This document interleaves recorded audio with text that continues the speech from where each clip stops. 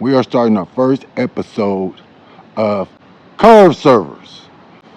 But this is going to be a story about a bunch of kids who grew up in the east side of Los Angeles. Although it is poverty and different things that was going on, at the end of the day, most of them, or at least a portion of them, became curve servers. We're going to go back to probably the mid 80s. Yeah, let's go back to the mid 80s. In the mid 80s, I'm not saying crack didn't exist. I'm talking about 85, 84, 85, 86. I'm telling you how I first seen it enter the block we was on in the mid 80s. There was no crack on the block. How do I first know when crack entered the block? And over time, you're going to see a lot of characters introduced. Names will be switched up. I remember we used to hang out on the block, and we would call the store the middle store. Yeah, the middle store. Now, the middle store was basically a store in the middle of the block. So at one end of the block, it was a main street, and it was a lot of a liquor store and hamburger stand, gas station, regular typical stuff. And on the other end of the block, it was a hamburger stand, a donut stand, a dairy, a gas station, regular typical stuff. Now, on one side of the block, it was just one long block of apartments with the store in the middle. Now, across the street, on that side of the block, it was one long block, but there was a couple of streets that you can turn down that'll venture you down back behind those blocks. Now, the name of this street is called Century Boulevard. Remember, there's nothing written down about this story. It's just me telling you a story about the curve servers. I remember we used to go to the store in the middle block. We would play video games there, get chips. Like every kid does got a store in their neighborhood that everybody go hang out at. There's a couple of phone booths in front of this store. There's a couple of phone booths down at the corner. There's a couple of phone booths down at the other corner. But the one in the middle is the most popular one. Because a lot of the older kids that was 18, 20, 22, maybe tops, they all hung out in front of this store. And we all knew these guys, right? They all hung out in front of this store. And this is before cell phones. People would call the phone booth for, whatever they needed. Now at this time, there's no crack on the block. There's only weed. And if you wanted to get anything harder than that, you had to go over on Wilmington and Imperial, Ace High Liquor, different places. But on our block particularly, you couldn't find Sherm, any what we call the hard drugs. Only marijuana, and that's only, the people who knew who had it. So it's pretty much around the corner on what we call the boulevard is where you've seen a lot of the streetwalkers and a lot of the different pimps and drug dealers.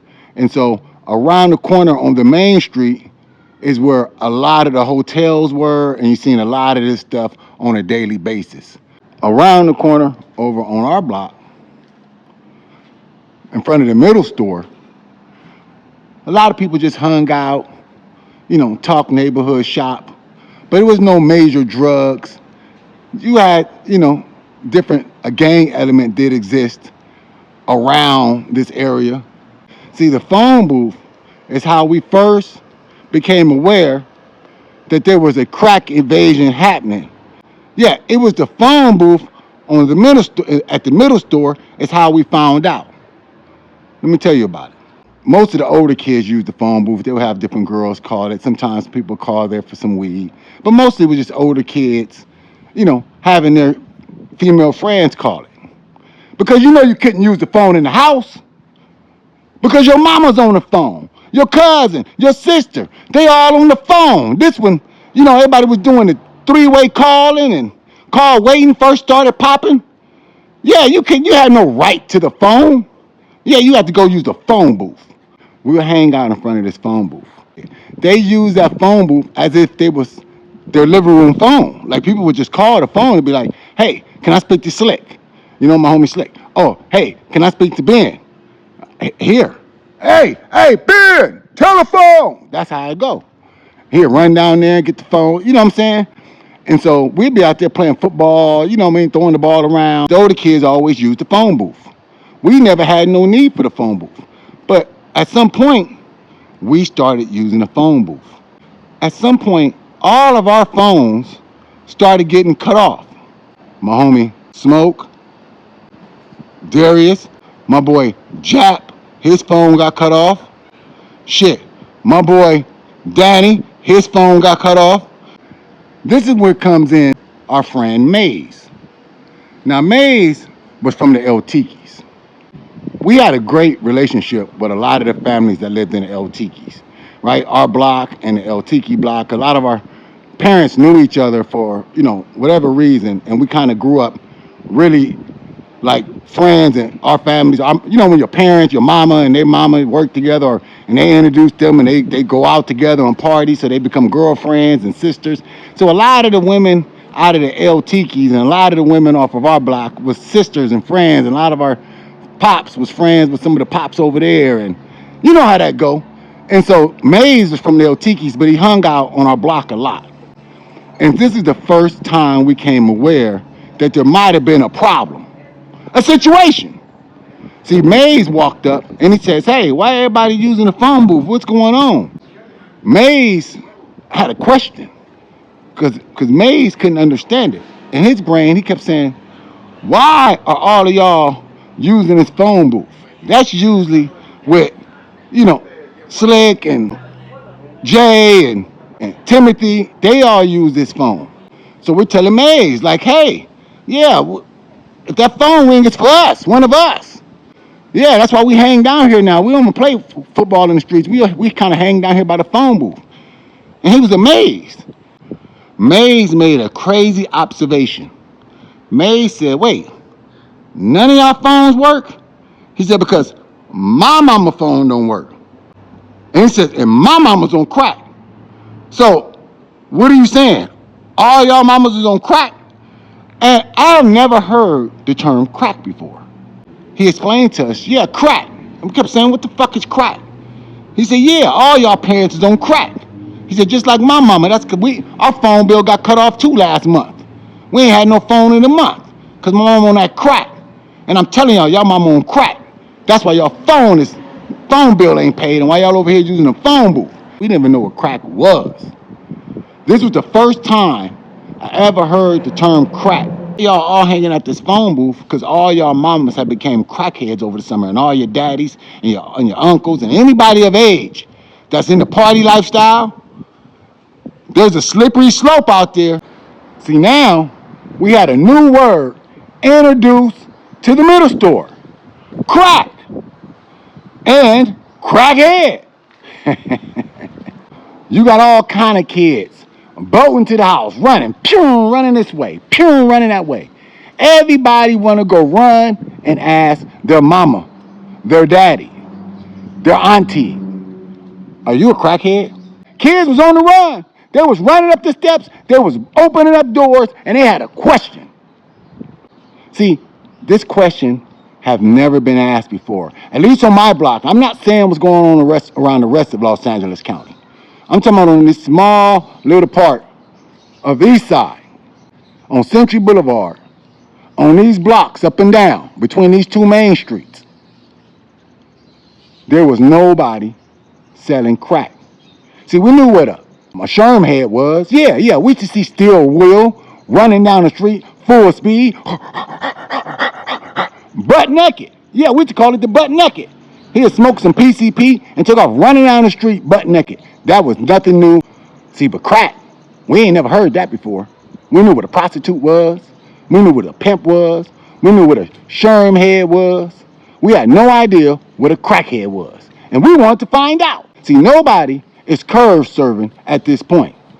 They just young children trying to figure out what is a crackhead? Because the homie Maze has amazed everybody with this new term. And everybody wanted to know, did it apply to you?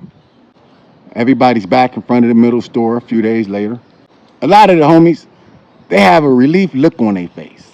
They find out that, no, they don't live in a crack house. The phone bill is just late and everything will be okay. But most of the children that sprinted across the street, sprinted down the street, sprinted the other direction, to run up the stairs and run downstairs, to run through these apartment doors. So a few days later, as we hanging out, you got kids with good news, kids with bad news. Poverty has a limit, right? This is when poverty becomes limitless. See, poverty always had a limit in the late 70s, early 80s, at least to my memory. There was a limit to your poverty. There was only so far hungry you was going to be allowed to be. There was only so much hand-me-down clothes you was going to be allowed to wear. See, now we are going to enter the crackhead era where poverty is limitless. Most of the young troops on this block doesn't feel the impact of not having a phone because everybody's using the phone booth in front of the middle store. Matter of fact, we put some crates in front of the phone booth so we can sit down and talk on the phone and get comfortable. It was nothing for that phone to ring and be some little girl or some young boy asking to speak to one of the homies. That was normal. Matter of fact, it was so normal that the older kids that was using the phone originally, we pushed them off the block. Yeah, they couldn't even use the middle phone no more, the middle store phone. No, they couldn't use it. How they gonna use it?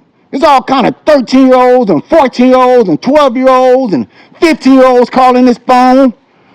We have taken over the phone booth in front of the middle store. But crack is slowly taking over the finances of all these young troops, families on this block. And there's apartments up and down the block. And over time, we're going to introduce a lot of different characters from the curve serving crew. How did this block become a group of curve servers? It happened very fast. It was very clear that poverty was setting in. Nobody knew how limitless this poverty was going to get. But everybody had a sense that something was different. The money wasn't the same. School clothes, shopping wasn't the same. Something happened. You know, some people, grannies came through, aunties, you know. You may not get the Levi's. You may get stuck with some Wranglers. You may not get the Reeboks. Yeah, things was getting different. But see, this ain't where the magic happens. No. See, the magic happens is that we're sitting around poor and we're trying to figure out how to get some money. My homegirl Jax, right? My homegirl Jax. Jax was a real little hood chick, right? Jax used to be in the group home. Jax used to be running all over the place. You know what I mean? She'd run into the neighborhood. You know, you would see all the, you know, the probation and the, you know, the youth protection agency people coming to scoop her up, breaking into her auntie house. Because she had a couple of different people that lived on the block. She had an auntie and another auntie that lived on the block. So she would always run away, what they called AWOL, from her group home. And so she would always be on the block, you know, randomly. So the homegirl Jax, she pop up on the block.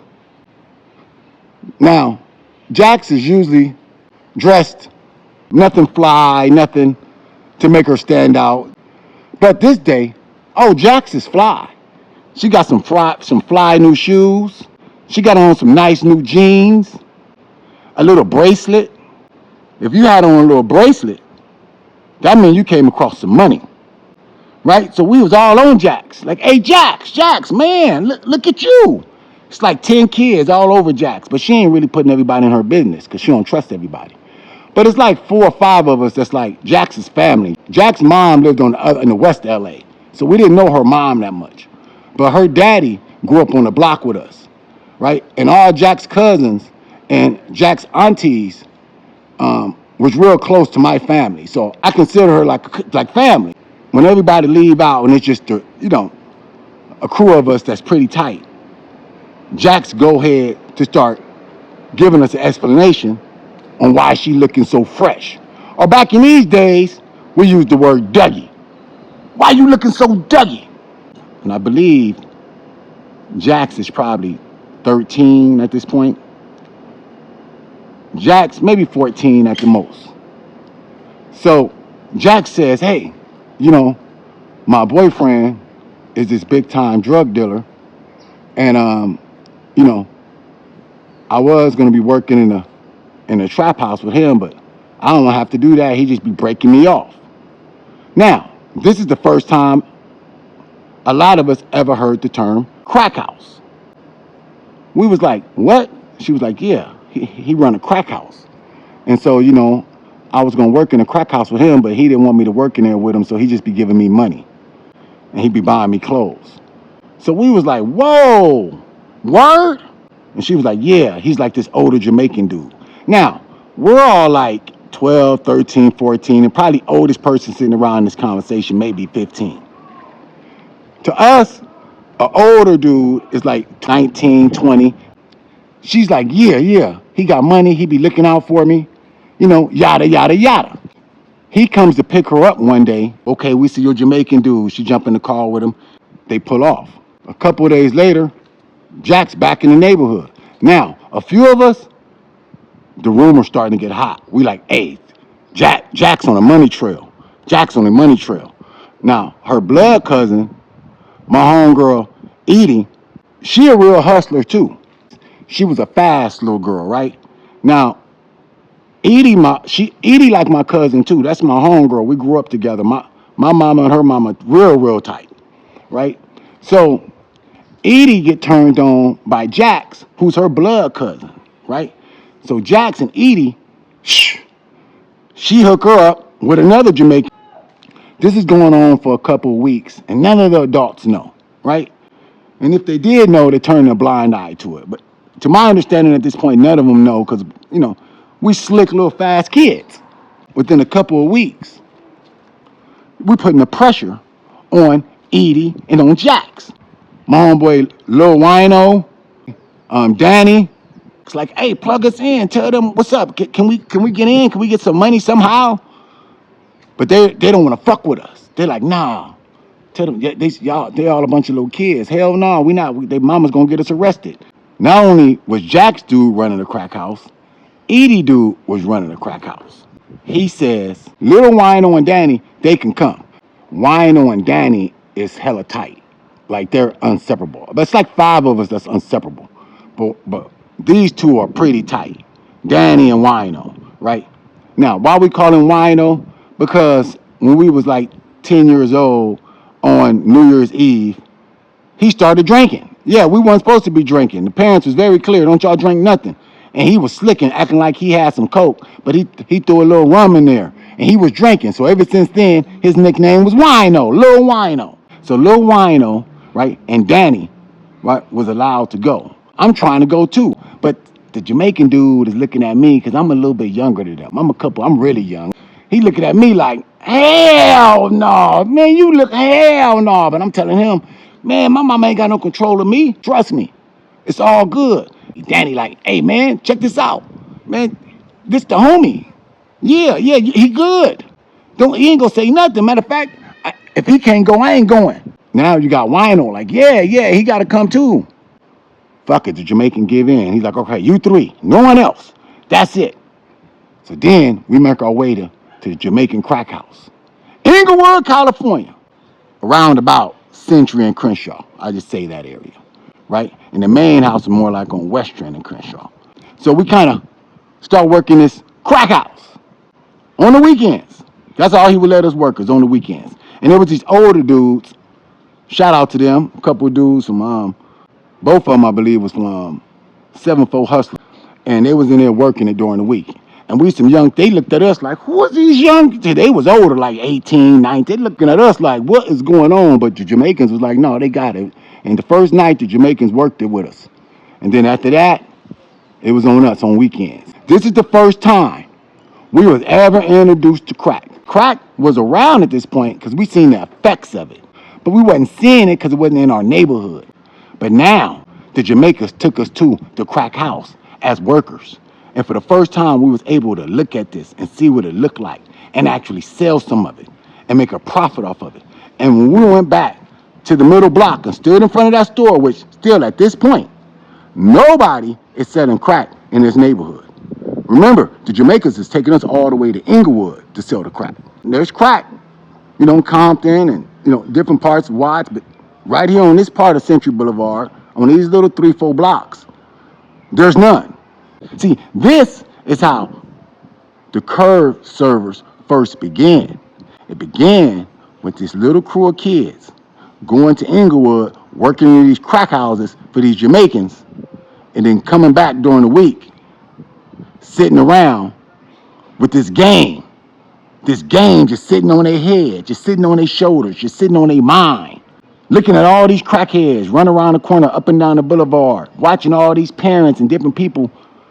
But we really about this life on weekends. See all the different homies throughout the neighborhood, they're not about this life. Nah, they got different things going on. They don't even really realize we working for the Jamaicans. That's how tight-lipped we are. They think we going to spend the night over different people's houses and shit.